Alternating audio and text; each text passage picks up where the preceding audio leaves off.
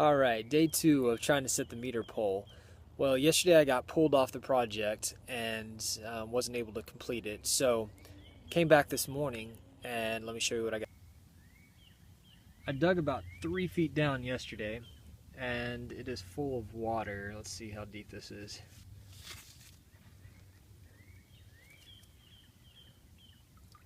So, let's see, that's about 1.5 feet probably. So I got to get that water out of here.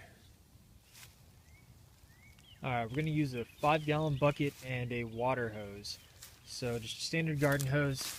And what I've got is a valve on the end of it. And you can see the bucket.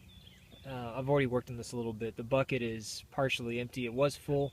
What I'd do is I'd shove the water hose down in it and fill it up with water, hold it up, let the water run down. It's going downhill at this point. So essentially what you're going to do is let gravity create a suction as the water is being pulled down the hose. And then I stuck the end back down in here and let it continue to fill up until I got all the air purged out of this hole, or out of this hose. Now I'm going to take the water hose and stick it down into the hole here. And I'm going to open up the valve. And with any luck, I'm going to get a suction. Yep, I can feel it.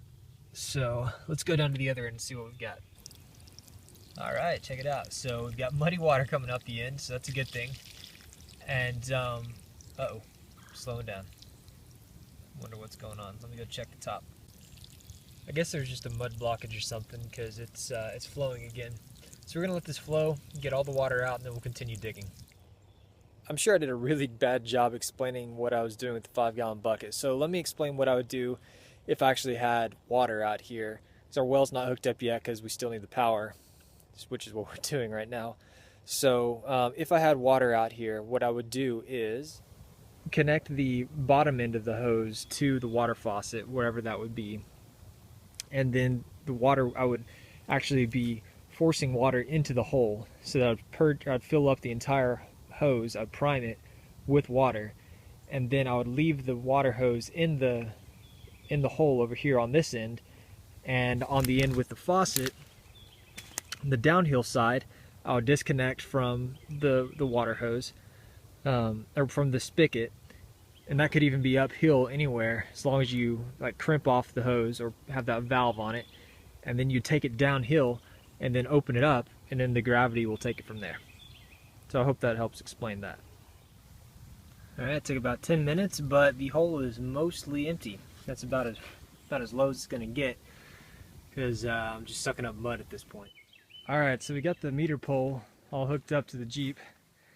We got it suspended up there off the trailer hitch, and using the Logrite Junior log puller as a, I guess it's a rear axle. Alright, got a little hang up down here at the creek. Wanting to make sure that we get all the debris out of the way so this thing doesn't roll over down into that.